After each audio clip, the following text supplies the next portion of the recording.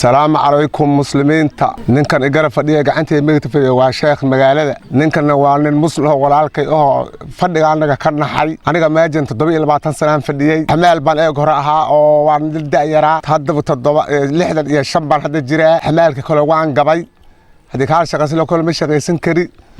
مركور حولي بان إسكاهين تضبي اللي بعتن كاسن حمال بان كنا ولا وحنا هذا دبك الناس عنكر المسلمين بانو كنتا dhibkaasaan qabnaa cirka markuu soo horo waa nix gogol ma haysano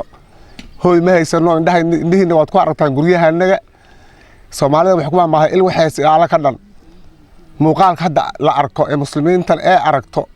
baan ku noolahay roob waa lagu faaraxa markuu roobku soo horo waa nix waxaan ka nixi caaw xageed gali doontaan muslimiinta waxaan gobdhahana way duqeydina way ila dhasheen waa walaalahay maamada hadda igu xigto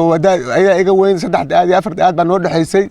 midaas sheesan ayana walaalaanahay hooyo aabana waa dhaleen noloshaanada aad u xun ilaahay baa nolol le muslimiinta waxaan ka codsanaynaa inayna soo hoobaan muslim ku cayntaa intaas baan walaalahan yaan iskugu imaanay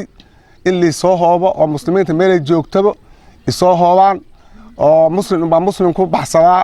intaasaan muslimiinta ka codsanayno gurigaanagana waa kan hadda aan gadaashayda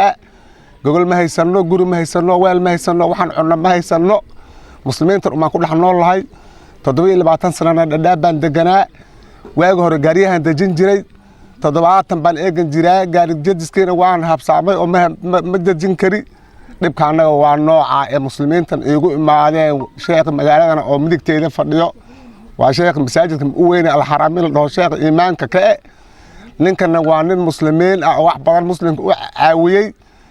dhibkaanaga waa ka iyo nabadgaliyo